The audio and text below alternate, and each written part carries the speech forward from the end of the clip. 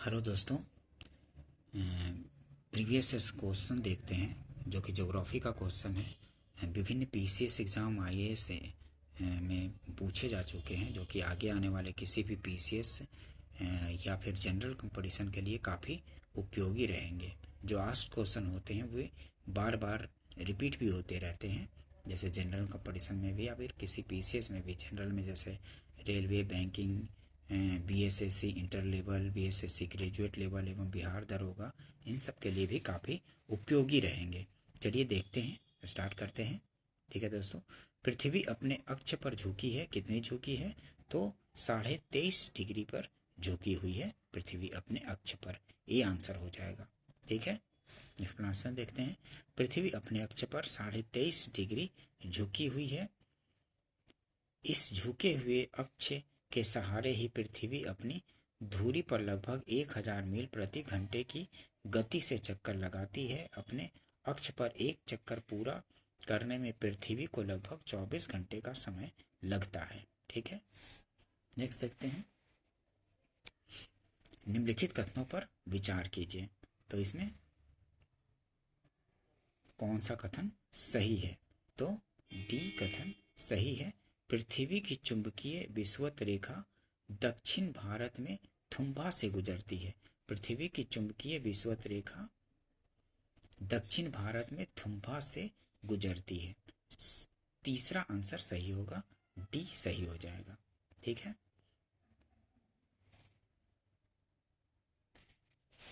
Next question देखते हैं। निम्न कथनों पर विचार कीजिए, नीचे दिए गए कूट से सही उत्तर चुनिए। तो पृथ्वी के अक्ष के उत्तरी सिरे को उत्तरी ध्रुव कहते हैं। ठीक है, पृथ्वी के अक्ष के उत्तरी सिरे को उत्तरी ध्रुव कहते हैं, ये सही है। 45 डिग्री अक्षांश की लंबाई विषुवत रेखा की आधी होती है। 45 डिग्री अक्षांश की लंबाई विषुवत रेखा की आधी होती है, ये गलत हो जाएगा। नहीं, पृथ्वी के अक्ष की समानांतर है।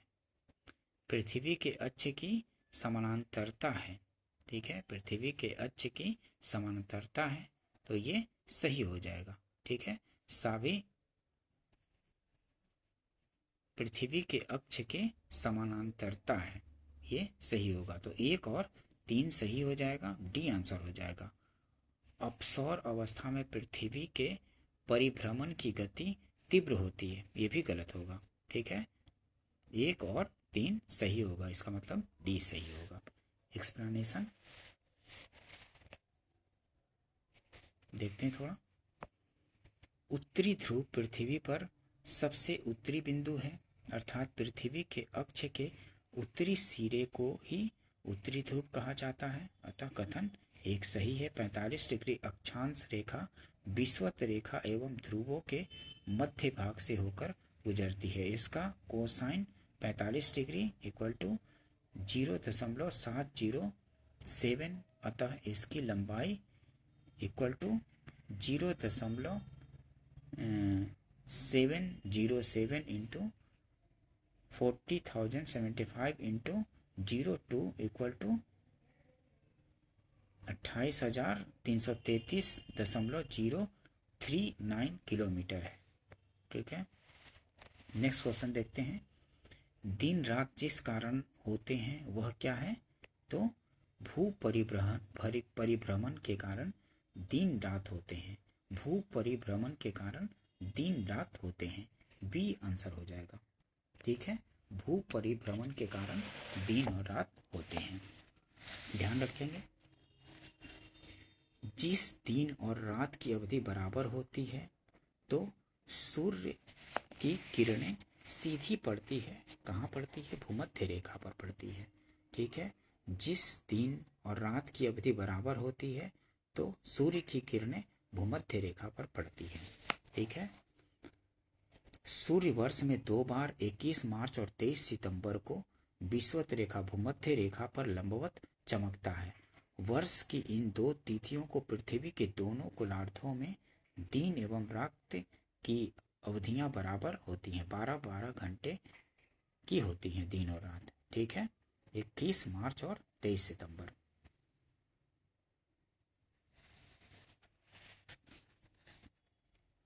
मौसम परिवर्तन पृथ्वी की गति की किस विशिष्टता से होता है? ठीक है, मौसम परिवर्तन पृथ्वी की गति की किस विशिष्टता से होता है? तो मौसम परिवर्तन ऊपर बताए गए ए बी दोनों सम्मिलित प्रभाव, सूर्य के चारों ओर परिक्रमा और ध्रुव पर धुरी पर 23.5 डिग्री अंश का झुकाव। ठीक है, पृथ्वी जो है 23.5 डिग्री अंश के साथ अपनी धुरी पर झुकी हुई इस कारण, और सूर्य के चारों ओर परिक्रमा करता है इस कारण मौसम परिवर्तन पृथ्वी की गति की किस कारण होता है? मौसम परिवर्तन सूर्य के चारों ओर परिक्रमा के कारण और धुरी पर 23.5 डिग्री अंश झुकाव के कारण मौसम परिवर्तन होता है। तो सी आंसर हो जाएगा, उपयुक्त में से दोनों का सम्मिलित प्रभाव, सी आंसर हो जाएगा। मौसम परिवर्तन में सबसे बड़ा योगदान पृथ्वी का अपने अक्ष पर 23.5 डिग्री का झुका होना है। इसके अतिरिक्त सूर्य से पृथ्वी की दूरी में परिवर्तन की भी इसमें सूक्ष्म भूमिका रहती है। मौसम बदलने का क्या कारण है? मौसम बदलने का क्या कारण है? तो पृथ्वी का सूर्य के चारों ओर चक्कर लगाना व अपने अक्ष पर झुका होना है मौसम बदलने का कारण। सी आंसर हो जाएगा, पृथ्वी का सूर्य के चारों ओर चक्कर लगाना व अपने अक्ष पर झुका होना है, सी आंसर हो जाएगा। ठीक है दोस्तों, पृथ्वी के पृष्ठ पर किसी विशेष बिंदु पर विचार कीजिए। उदाहरणार्थ दिल्ली शहर दिन में, उदाहरणार्थ दोपहर 12 बजे वहाँ का तापमान सर्दियों की अपेक्षा गर्मियों में सामान्यतः अधिक होगा। क्यों अधिक होगा? पृथ्वी पर गिरने वाली सूर्य की किरणें सर्दी में पृथ्वी के पृष्ठ की दिशा में अधिक झुकी होती है, बी आंसर हो जाएगा। पृथ्वी पर गिरने वाली सूर्य की किरणें सर्दी में पृथ्वी के पृष्ठ की दिशा में अधिक झुकी होती है, बी आंसर हो जाएगा। ठीक है, नेक्स्ट देखते हैं। अगर सूर्य और पृथ्वी के बीच दूरी 1/4 कम हो जाए तो सबसे अधिक संभावना किस बात की होती है? तो हमारे वर्ष की अवधि कम हो जाएगी। अगर सूर्य और पृथ्वी के बीच की दूरी 1/4 कम हो जाए तो सबसे अधिक संभावना किस बात की होगी? तो हमारे वर्ष की अवधि कम हो जाएगी, सी आंसर हो जाएगा।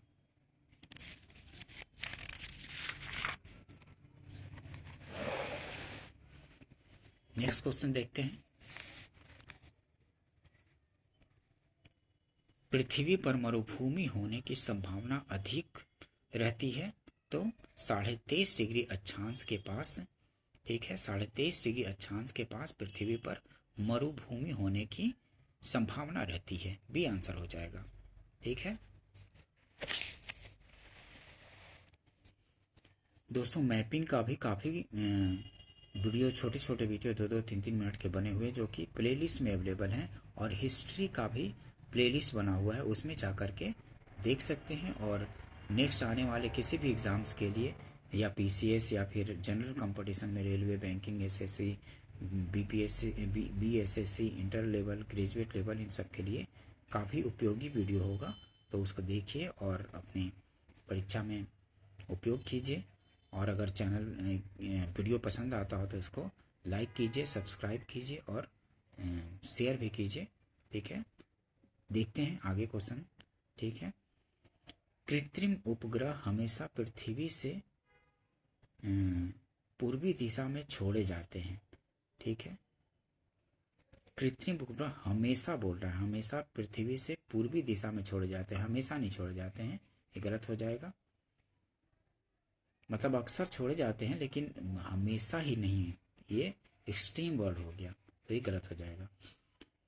पृथ्वी पश्चिम से पूर्व की ओर चक्कर लगाती है और इसलिए उपग्रह को निकास वेग मिल जाता है। ठीक है, ये सही हो जाएगा। पृथ्वी जो है पश्चिम से पूर्व की ओर चक्कर लगाती है और इसलिए उपग्रह को निकास वेग मिल जाता है अगर पूर्व की ओर छोड़ते हैं तो, ठीक है। लेकिन ये हमेशा ऐसा नहीं होता है, छोड़ा जाता है अक्सर, लेकिन ऐसा हमेशा नहीं होता है, ठीक है। तो बी सही हो जाएगा, डी आंसर हो जाएगा। ए गलत परंतु आर सही। एक्सप्लेनेशन देखते हैं, इससे और अच्छे समझ में आ जाएगा, ठीक है दोस्तों।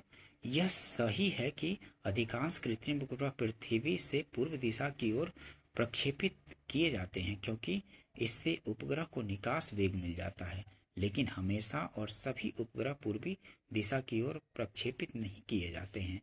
ध्रुवों का चक्कर लगाने वाले कुछ उपग्रह उत्तर या दक्षिण की ओर प्रक्षेपित किए जाते हैं। सही है, ठीक है। नेक्स्ट देखते हैं, पृथ्वी के परितः घूमने वाले कृत्रिम उपग्रह से बाहर गिराई गई गेंद।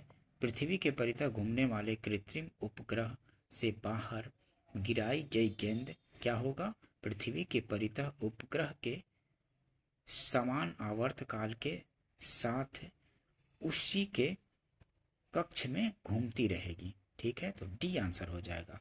पृथ्वी के परितः उपग्रह के समान आवर्तकाल के साथ उसी के कक्षा में घूमती रहेगी, डी आंसर हो जाएगा, ठीक है। नेक्स्ट देखते हैं, पृथ्वी ग्रह की संरचना में प्रावार मेंटल के नीचे क्रोड निम्नलिखित में से किस एक से बना है? तो क्रोड लौह से बना है, ठीक है, लौह से बना है। पृथ्वी की संरचना में कठोर आंतरिक क्रोड, इनर कोर एवं प्रावार मेंटल के मध्य लौह और निकेल की संयुक्त रूप से लगभग 2260 किलोमीटर की मोटी द्रवित परत है जिसे बाहरी क्रोड कहते हैं, आउटर कोर कहते हैं। तो लौह और साथ में निकेल का भी होता है। क्रोड निम्नलिखित में किस एक से बना है? तो लौह और निकेल का बना होता है। तो यहाँ निकेल नहीं दिया है तो सिर्फ लौह हो जाएगा। यहाँ विश्व पृथ्वी दिवस कब मनाया जाता है? विश्व पृथ्वी दिवस 22 अप्रैल को मनाया जाता है। ये डेट बार बार पूछे जाते हैं, तो ध्यान रखेंगे। विश्व पृथ्वी दिवस 22 अप्रैल को मनाया जाता है, ठीक है। और विश्व ओजोन दिवस कब मनाया जाता है बताइएगा एक बार, ठीक है। विश्व ओजोन दिवस, क्योंकि विश्व ओजोन दिवस भी बार बार पूछे जाते हैं, ठीक है, बताइएगा। मंगल के बारे में देखते हैं। एक ग्रह के दिन का मान और उसके अक्ष का झुकाव लगभग पृथ्वी के दिन मान और झुकाव के समतुल्य है। सही है मंगल के विषय में, ठीक है। एक ग्रह के दिन का मान और उसके अक्ष का झुकाव लगभग पृथ्वी के दिन मान और झुकाव के समतुल्य है। तो किसका? मंगल के विषय में ये सही है। मतलब पृथ्वी के अनुसार ही मंगल का भी दिन का मान और झुकाव लगभग पृथ्वी के समान ही है। किसका? तो मंगल का, डी आंसर हो जाएगा। देखते हैं एक्सप्लेनेशन। पृथ्वी के दिन का मान 23 घंटा 56 मिनट 23 सेकेंड और उसके अक्ष का झुकाव 23 अंश 27 मिनट है। उपर्युक्त प्रश्न के विकल्प में दिए गए ग्रहों के संबंधित दोनों तथ्य दिन का मान अक्ष का झुकाव इस प्रकार मंगल के समान है। दिन की अवधि 24 घंटे 37 मिनट एवं 23 सेकंड, अक्षीय झुकाव 23.59 मिनट। तो मंगल के लगभग समान है, ठीक है। नेक्स्ट देखते हैं, पृथ्वी द्वारा सूर्य की परिक्रमा की समयावधि की तुलना में मंगल ग्रह द्वारा सूर्य की परिक्रमा की समयावधि कम है। पृथ्वी द्वारा सूर्य की परिक्रमा की समयावधि की तुलना में मंगल ग्रह द्वारा सूर्य की परिक्रमा की समयावधि कम है। तो कम नहीं, बुध शुक्र पृथ्वी मंगल, मंगल इससे पृथ्वी से दूर है तो ज़्यादा समय लगेगा, तो एक गलत हो जाएगा, ठीक है। मंगल का ज़्यादा समय लगता है सूर्य की परिक्रमा करने में, ना कि पृथ्वी से कम, तो ये गलत हो गया। मंगल ग्रह का व्यास पृथ्वी के व्यास की तुलना में कम है, तो आर सही हो जाएगा। मंगल ग्रह का व्यास पृथ्वी के व्यास की तुलना में कम है, ये सही है, तो आर सही। तो आंसर हो जाएगा ए गलत, आर सही, मतलब डी आंसर हो गया। ठीक है, नेक्स्ट क्वेश्चन देखते हैं। मंगल पर जीवन की उपस्थिति के लिए निम्नलिखित में से कौन सी एक अवस्था सबसे सुसंगत है? तो बर्फ छत्रकों और हिम क्षितिज जल की उपस्थिति, ये इसी के कारण मंगल पर भी जीवन की उपस्थिति हो सकती है, मतलब वहाँ पे जीवन, मतलब कि लोग बच सकते हैं। ठीक है, मंगल पर जीवन की उपस्थिति के लिए निम्नलिखित में से कौन सी एक अवस्था सबसे सुसंगत है? तो बर्फ छत्रकों और हिम क्षितिज जल की उपस्थिति, सी आंसर हो जाएगा। ठीक है, नेक्स्ट देखते हैं। किसमें पृथ्वी के अलावा अन्य जीवन की संभावना है क्योंकि वहाँ का पर्यावरण जीवन के लिए बहुत अनुकूल है? तो यूरोपा बृहस्पति का चंद्रमा है, मतलब बृहस्पति का उपग्रह यूरोपा है, वहाँ जीवन की संभावना है। ठीक है, सी आंसर हो जाएगा। किसमें पृथ्वी के अलावा अन्य जीवन की संभावना है क्योंकि वहाँ का पर्यावरण जीवन के लिए बहुत अनुकूल है? तो सी हो जाएगा, यूरोपा, पृथ्वी का चंद्रमा है यूरोपा, सी आंसर हो जाएगा। ऐसे मंगल भी है, ठीक है, यहाँ पे यूरोपा भी दिया गया, यूरोपा में भी वहाँ पे संभावना है। देखते हैं एक्सप्लेनेशन। बृहस्पति के चंद्रमा यूरोपा पर वायेजर अभियान से प्राप्त संकेतों के अनुसार यूरोपा की सतह पृथ्वी पर स्थित बर्फीले समुद्रों की भांति दिखाई देती है। ठीक है, इनकी गहराई संभवतः 50 किलोमीटर तक है। यदि ऐसा है तो सौर मंडल में यह एकमात्र ऐसा स्थान होगा जहां पृथ्वी के अतिरिक्त इतनी बड़ी मात्रा में तरल जल प्राप्त होने के संकेत हैं। ठीक है, यूरोपा, ठीक है, बृहस्पति का ग्रह है, वहां पे जीवन की संभावना है। फिनिक्स मार्स लैंडर मंगल ग्रह की सतह पर किस तिथि को उतरा था? तो 26 मई 2008 को। ये उस समय का करंट टाइप का क्वेश्चन होगा। ठीक है, बृहस्पति से संबंधित क्वेश्चन को देखते हैं। जुपिटर, बृहस्पति ग्रह चंद्रमाओं की खोज निम्न में से किस एक वैज्ञानिक ने की थी? बृहस्पति ग्रह के चंद्रमाओं की खोज निम्न में से किस एक वैज्ञानिक ने की थी? तो गैलीलियो ने की थी। बृहस्पति ग्रह के चंद्रमाओं की, मतलब उपग्रह, बृहस्पति के उपग्रहों की खोज गैलीलियो ने की थी, बी आंसर हो जाएगा। ठीक है, सौर मंडल में सबसे बड़ा ग्रह कौन सा है? तो सौर मंडल में सबसे बड़ा ग्रह आपको पता है बृहस्पति है। ठीक है, बृहस्पति सौर मंडल का सबसे बड़ा ग्रह है बृहस्पति। और सबसे छोटा कौन है? तो बुध है सबसे छोटा ग्रह, ये भी आपको पता है। बृहस्पति सबसे बड़ा और बुध सबसे छोटा ग्रह है। और पहले जब प्लूटो था तो प्लूटो सबसे छोटा था, लेकिन प्लूटो को 2006 में ग्रहों की श्रेणी से हटा दिया गया है। तब 8 ग्रह बच गए हैं, तो 8 में बृहस्पति सबसे बड़ा और बुध सबसे छोटा ग्रह है। सबसे भारी ग्रह कौन सा है? तो सबसे भारी ग्रह भी बृहस्पति है, ये आंसर हो जाएगा। ठीक है दोस्तों, देखते हैं नेक्स्ट क्वेश्चन। सौर मंडल का सबसे भारी ग्रह बृहस्पति है। इसका व्यास 1,42,800 किलोमीटर है। इसका औसत घनत्व 1.33 ग्राम प्रति घन सेंटीमीटर। उल्लेखनीय है कि अपने अक्ष पर सौर मंडल का सर्वाधिक तेज गति से घूर्णन करने वाला ग्रह भी बृहस्पति है। ठीक है, नेक्स्ट देखते हैं। सूर्य के गिर्द एक परिक्रमा के लिए निम्न में से कौन सा एक ग्रह अधिकतम समय लेती है? ठीक है, तो अधिकतम समय कौन लेती है? सूर्य के गिर्द एक परिक्रमा के लिए निम्न में से कौन सा ग्रह अधिकतम समय लेती है? तो बुध, शुक्र, पृथ्वी, मंगल, बृहस्पति, इन सब में बृहस्पति सबसे अधिक समय लेगी। और ऐसे कौन ग्रह सबसे अधिक, सब चारों 8 ग्रहों में? तो वरुण हो जाएगा, नेपच्यून सबसे अधिक समय लेती है। लेकिन यहाँ 4 ग्रह है तो बृहस्पति इनमें सबसे अधिक समय लेगी, बी आंसर हो जाएगा। और ऐसे ऐसे वरुण सबसे ज़्यादा लेता है 164.81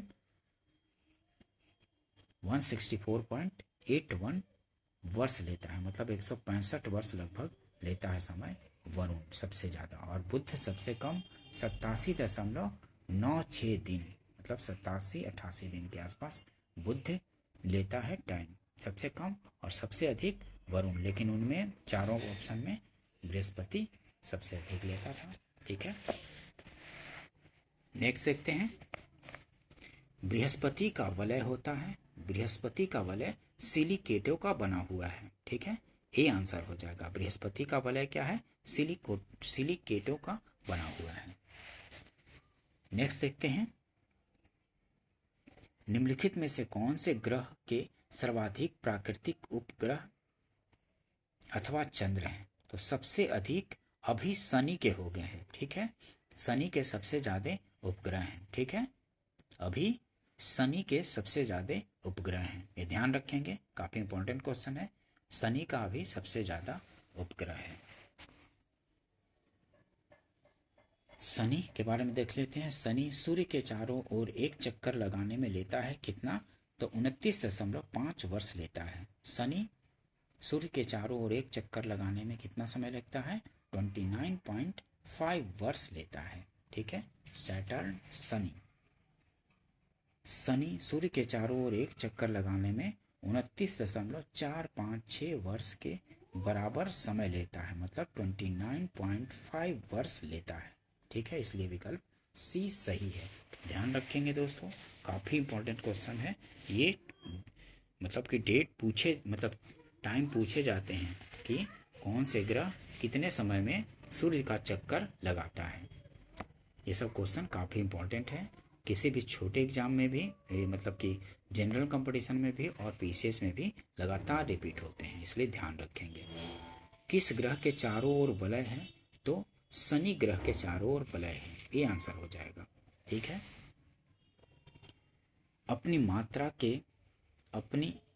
अपनी यात्रा के 7 वर्षों के बाद अंतरिक्ष यान कैसिनी ने जून 2004 में निम्नलिखित में से किस ग्रह का चक्कर लगाना आरंभ किया? तो शनि का। ठीक है, कैसिनी यान 15 अक्टूबर 1997 को शनि ग्रह का चक्कर लगाने के लिए छोड़ा गया था। ठीक है, कैसिनी को शनि ग्रह का चक्कर लगाने के लिए छोड़ा गया था। शनि ग्रह क्या है? तो नेपच्यून से गर्म है। शनि ग्रह नेपच्यून से गर्म है। ठीक है, ये सी आंसर हो जाएगा। टाइटन सबसे बड़ा चंद्रमा या उपग्रह है। टाइटन जो है किसका चंद्रमा है, मतलब उपग्रह है? तो शनि का चंद्रमा मतलब उपग्रह है। टाइटन किसका उपग्रह है? तो शनि का। यहाँ चंद्रमा मतलब कि उपग्रह के बारे में बोल रहा है। टाइटन सबसे बड़ा चंद्रमा या उपग्रह किसका है? तो शनि का है। टाइटन शनि का उपग्रह है, डी आंसर हो जाएगा। ध्यान रखेंगे। देखते हैं नेक्स्ट क्वेश्चन। ठीक है, किसके बारे में? अरुण, वरुण एवं प्लूटो के बारे में। यूरेनस सूर्य के चारों ओर एक परिक्रमा में लेता है कितना समय लेता है? यूरेनस मतलब अरुण सूर्य के चारों ओर चक्कर लगाने में 84 वर्ष का समय लेता है। ठीक है, 84 ईयर्स लेता है। वर्ष दीर्घतम होता है किस पर? तो प्लूटो पर वर्ष दीर्घतम होता है, ये आंसर हो जाएगा। चूंकि प्लूटो सभी सौर मंडलीय पिंडों में सूर्य से सर्वाधिक दूरी पर है, अतः यह सूर्य का चक्कर पूरा करने में सबसे अधिक समय लगाता है। ठीक है, सूर्य की परिक्रमा में कौन सा ग्रह सर्वाधिक समय लेता है? तो सूर्य की परिक्रमा करने में कौन सा सबसे अधिक समय लेगा? तो प्लूटो को तो अब हटा दिया गया है। ठीक है, तो अब वरुण सबसे दूर का ग्रह हो गया है, तो वरुण यहाँ पे हो जाएगा। ग्रह पूछा है तो यहाँ पे वरुण हो जाएगा। और ऐसे पहले चूंकि 2004 का क्वेश्चन पूछा गया है और 2006 में प्लूटो को हटा दिया गया है ग्रहों की श्रेणी से, तो वरुण सबसे दूर का ग्रह है, तो सी आंसर हो जाएगा यहाँ पे। ठीक है दोस्तों, ध्यान रखेंगे। सूर्य की परिक्रमा करने में सर्वाधिक समय वरुण ग्रह लेता है। सूर्य की परिक्रमा करने में उपरोक्त ग्रहों का समय निम्नवत है। ठीक है, अब प्लूटो को हटा दिया गया है। उल्लेखनीय है कि प्लूटो वर्ष 2006 से ग्रहों की श्रेणी से हटा दिया गया है, अतः ग्रहों के संदर्भ में इस प्रश्न का उत्तर वरुण होगा। ठीक है दोस्तों, नेक्स्ट देखते हैं। इंटरनेशनल एस्ट्रोनॉमिकल यूनियन द्वारा वर्ष 2006 में दी गई एक नई परिभाषा के अनुसार निम्नलिखित में से कौन सा ग्रह नहीं रहा? कौन सा? तो प्लूटो जो है इंटरनेशनल एस्ट्रोनॉमिकल यूनियन 2006 द्वारा एक नया जो परिभाषा दिया गया उसमें प्लूटो को ग्रहों की श्रेणी से हटा दिया गया है। सी आंसर हो जाएगा। ठीक है दोस्तों, नेक्स्ट देखते हैं। उसके पहले एक्सप्लेनेशन देख लेते हैं। ठीक है, पता चल जाएगा प्लूटो के बारे में। 14 से 25 अगस्त 2006 के मध्य प्राग चेक गणराज्य में संपन्न अंतर्राष्ट्रीय खगोलीय संघ इंटरनेशनल एस्ट्रोनॉमिकल यूनियन की 26वीं महासभा की बैठक में प्लूटो को ग्रहों की श्रेणी से हटाकर बौना ग्रह ड्वार्फ की श्रेणी में डाल दिया गया। अतः ग्रहों की संख्या नई मान्यता के अनुसार 8 ही रह गई है। 9 से घटकर 8 ही रह गई है। ठीक है, प्लूटो को हटा दिया गया है 2006 में। ठीक है, नेक्स्ट देखते हैं। सौर परिवार का सबसे छोटा ग्रह कौन सा है? तो सबसे छोटा अब बुध हो गया है। ठीक है दोस्तों, पहले प्लूटो था, लेकिन जब इसको ड्वार्फ घोषित कर दिया, मतलब ड्वार्फ ग्रह की मतलब 2006 में ग्रहों की श्रेणी से हटा दिया गया, तब अब बुध सबसे छोटी ग्रह हो गया है। देखते हैं एक्सप्लेनेशन इसका।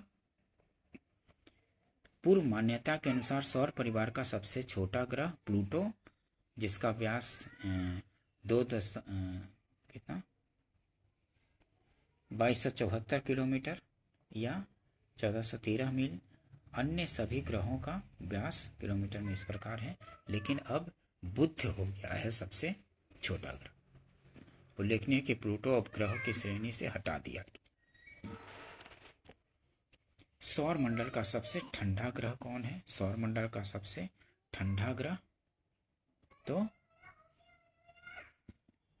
नेपच्यून है। सबसे ठंडा ग्रह, सबसे जो सूर्य से सबसे दूर होगा वही ठंडा होगा, तो वरुण हो जाएगा। नेपच्यून, वरुण।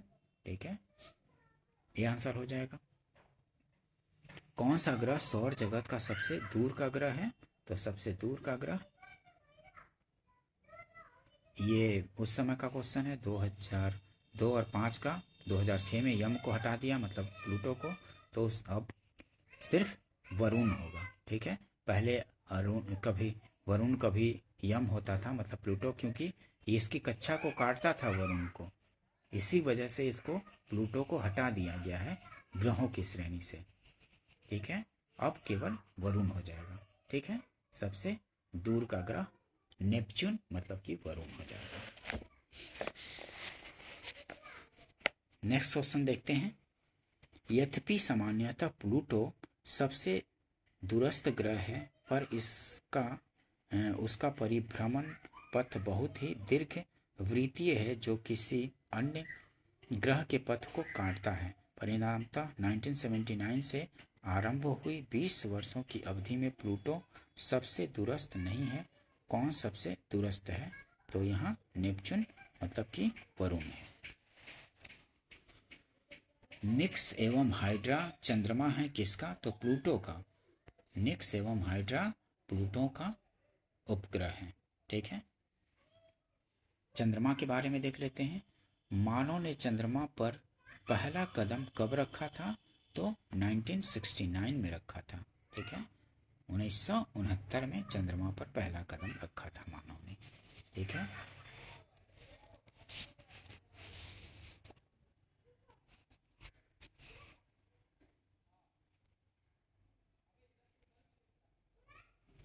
देखिए एक्सप्लेनेशन देखते हैं। मानव ने चंद्रमा पर पहला कदम 20 जुलाई 1969 को रखा था। अमेरिका के अपोलो 11 मिशन द्वारा भेजे गए 3 अंतरिक्ष यात्रियों में नील आर्मस्ट्रॉन्ग, माइकल कॉलिंस और एल्ड्रिन जूनी सम्मिलित थे, जिनमें से केवल नील आर्मस्ट्रॉन्ग और एल्ड्रिन ने चंद्र तल पर कदम रखे थे। नील आर्मस्ट्रॉन्ग और एडविन एल्ड्रिन चंद्रमा पर उतरे थे, ठीक है। माइकल कोलिंस नहीं उतरा था। कौन कौन उतरे थे? नील आर्मस्ट्रॉन्ग और एडविन एल्ड्रिन, ठीक है। माइकल कोलिंस नहीं उतरे थे। 3 लोग दल में थे अपोलो 11 में, अमेरिका द्वारा भेजे गए, लेकिन यही उतरे थे, नील आर्मस्ट्रॉन्ग और एडविन एल्ड्रिन।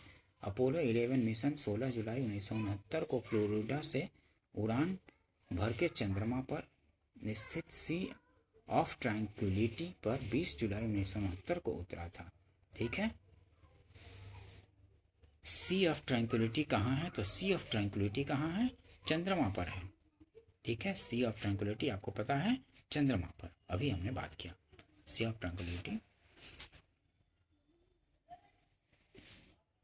नेक्स्ट क्वेश्चन देखते हैं। चांद का सदैव एक अभिन्न फलक ही पृथ्वी की ओर से अभिमुख होता है, ये सही है, ठीक है। चांद का सदैव एक अभिन्न फलक ही पृथ्वी की ओर अभिमुख होता है, ये सही है। चांद अपने अक्ष पर 23.5 दिवस में घूर्णन पूरा करता है, जो लगभग उतनी ही अवधि है जिसकी पृथ्वी की परिक्रमा पूरी करता है, ये गलत है, ठीक है। तो सी आंसर हो जाएगा, ये सही, परंतु आर गलत है। चंद्रमा लगभग 27 डेज में ना 27 दिन 7 घंटे 43 मिनट में चंद्रमा अपने अक्ष पर घूमता है, ठीक है। नेक्स्ट क्वेश्चन देखते हैं। निम्नलिखित कथनों पर विचार कीजिए। कथन और कारण वाला है। पृथ्वी पर से चंद्रमा के पृष्ठ का केवल एक फलक ही दिखाई देता है, ये सही है। अपने अक्ष पर चंद्रमा के घूर्णन का काल उसके पृथ्वी के चारों ओर घूर्णन के काल के बराबर होता है, ठीक है। ये मतलब ये भी सही है।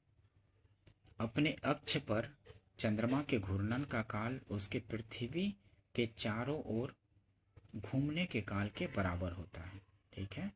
तो ये भी सही और व्याख्या भी करता है, ठीक है। सही स्पष्टीकरण है। पृथ्वी पर से चंद्रमा के पृष्ठ का केवल एक फलक ही दिखाई देता है। अपने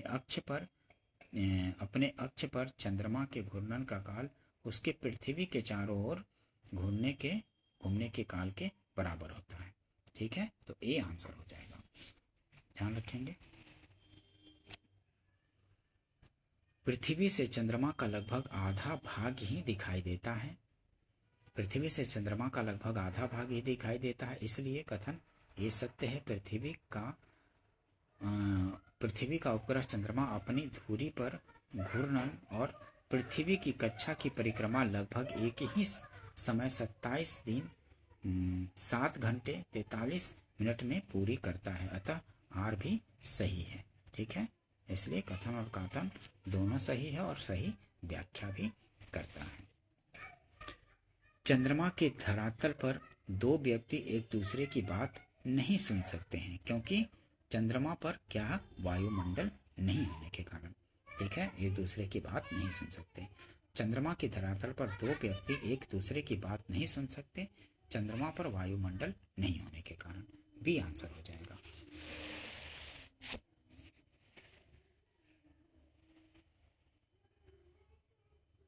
नेक्स्ट देखते हैं। चंद्र ग्रहण कब होता है? तो चंद्र ग्रहण जब पृथ्वी जो है सूर्य और चंद्रमा के बीच आ जाता है।